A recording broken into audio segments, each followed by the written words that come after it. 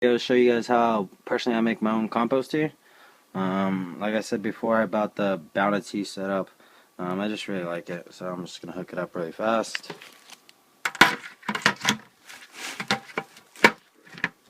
It snaps on right there. It goes down and pretty much down at the very bottom, and it's dead center. Air distribution is pretty even. You can just plug it right in and it's ready to go. But another big thing is you want to use really good water. The quality of your water is the quality of your tea. You saw with tap water, at least you want to let the water sit for at least 24 hours and put an oxygen pump on it if possible, just to get rid of the chlorine. In my case, I'm just going to use some spring water. Generally, I use tap water and let it sit out for at least 24 hours and oxygenate it. But I'm going to use spring water because I needed a couple more of these containers just to distill my water. So I'm going to get this started. Just leave that in there. Let it start draining. I use Alaskan humus oil. It's from Bounty. I personally like it a lot. I also got Ancient Forest from General, I think it's GH, General Organics, same thing as General Hydroponics. I just want to compare the difference. I also like to add worm castings to my tea. A couple of the ingredients I use is, of course, the standard bioactivator from Bounty, the M3, just as like a nitrogen veg growth. I got the B3 for flowering. I really like this stuff. I call it a root crack. It's just the Mycorrhizae. It has a crazy amount of spores. I don't know if you can really see. Camera's just blurring out, but yeah. I use caterpillar stuff, preventative, just to make sure I don't have caterpillars eating my plants. Organic molasses. This is azomite.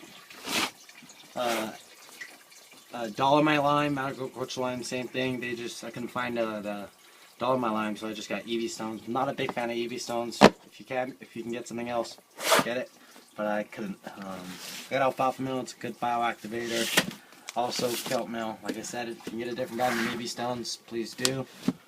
More humus soil, roots organic, and a wetting agent. When I do my foliar feeding, I use a little bit of this at time to time, or when I use my preventatives.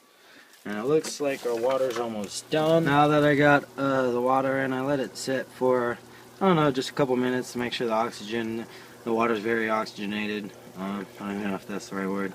But yeah, as you can see, it's like down there in the bottom. And you can see the whole thing is moving pretty well. There's a lot of airflow throughout the entire bucket. I don't fill it up all the way. As you can see, I leave a little space. There's oftentimes, with my teas, the foam's always coming out the bucket or reaching to the top, so I use the lid. I have to put the lid on because when I go to sleep, I don't want to mess with my floor. As you can see, I already got a tarp here. So I went ahead and put the net on. The water's been oxygenated for a little bit, so I'll go ahead and put that right back on. Actually, I just wanted to show you. I put the net around, and then the air pump clicks right back in. Go ahead and plug that right back in. Voila. And then I like to use this standard cup. We got a little cup in here, and I usually use about 4 cups of humus soil and a cup of worm castings. And I actually want to try out this humus oil versus the Bounty humus oil. Just always trying to change things up, see what's best for my plants. So I just put it right in on top. Nothing special, but because I have the net, I like to use this as a foliar feed as well. Keeps a lot of the bugs off. So right now I'll go ahead and use 2 cups of Bounty, cup of this one over here. This one's brand new, I just got it today. They look about the same. I think I'm going to use Bounty, all Bounty in the future. It just looks a little bit more richer. Not sure if it is or not. Don't know. And a cup of worm castings.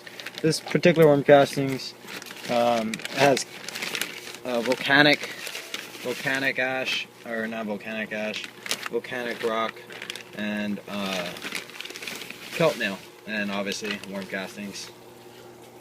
So it's really good stuff. I'll put a cup of that stuff in. Just get it mixed.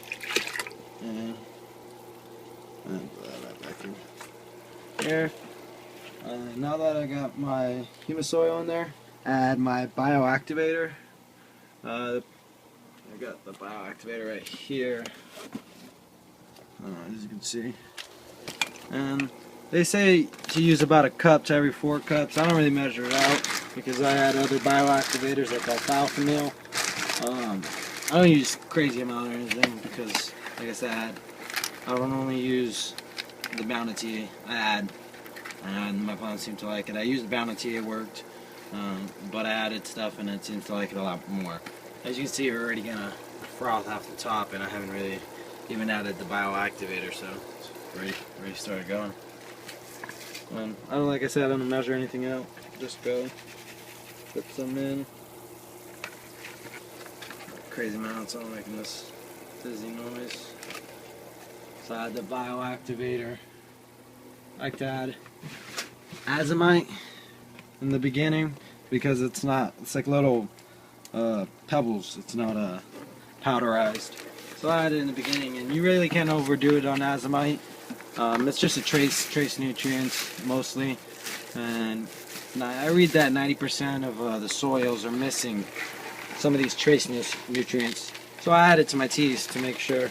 Like I said, it's not really a science. I just pour it in, decent amount. And not a lot was going on.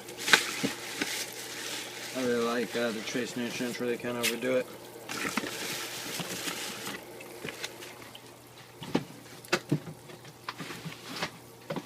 A little bit of Alfalfa Meal. Down to Earth, it's 100% organic. I really like Down to Earth, really good brand. Except for the bags and boxes are always kind of falling apart because they like to be as earthy as possible and, you know, organic. It's added to your compost pile, the boxes all say. Got a little Alfalfa Meal in there. Some Dolomite lime. Let's see if we focus in on it. Dolomite lime. And these boxes are really cruddy. Yeah, notice as I pick it up, some powder comes out the bottom. The general way I do, I just mix it from the bottom, get all the powder out. I haven't even used the top, as you can see.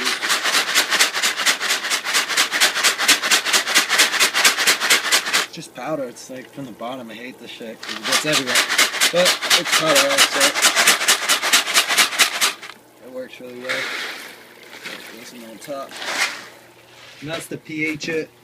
I should have showed you guys the pH in the water at the beginning, but I believe it comes out around like 5.7, 5.8, and I just added Dolomite lime to pH it. As you can see, it's already starting to bubble up a lot on top. And yeah, that's pretty much my tea. I like to add organic molasses as well, and it's just carbs. They eat it up. I really like this tea. And nothing's in an exact measure. I just kind of give it about a teaspoon.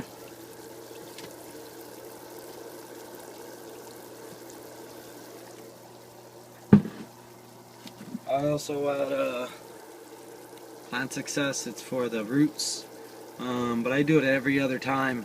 And I just did on my last batch, so I won't do it this time. But I use about 2 scoops, and it's about a scoop a gallon. This stuff is really rich.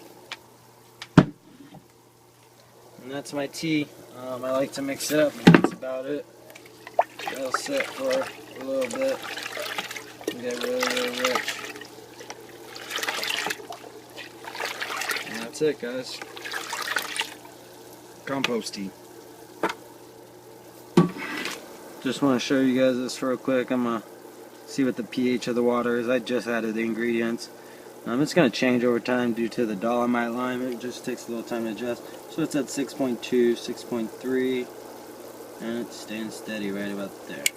So this is the result of compost tea. It's been brewing for a little bit under 24 hours, but as you can see, it looks like it's going really well. And all the bubbles is just the organisms basically breathing, releasing their gases.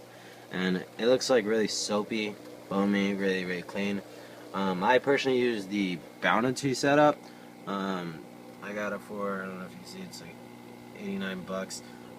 You can probably build yourself, you can build yourself a cheaper one. I just like the way this one goes out. It goes down all the way to the bottom and it comes all the way up. I don't know if you guys can see.